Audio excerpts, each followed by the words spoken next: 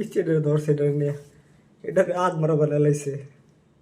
কিরে পিচ্ছে বাচ্চা, তোর তো নামই রাখা হয়নি, তোর নামই তো পিচ্ছে বাচ্চা হয়ে গেছে গা।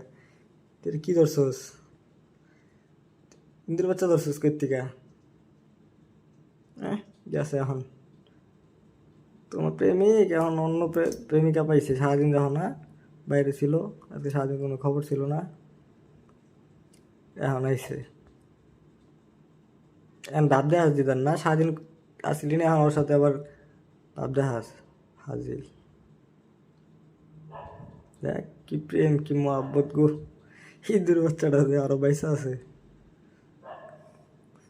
কিরে এই পিসকু, তুই কি এটা জিদানের জন্য গিফট করছস?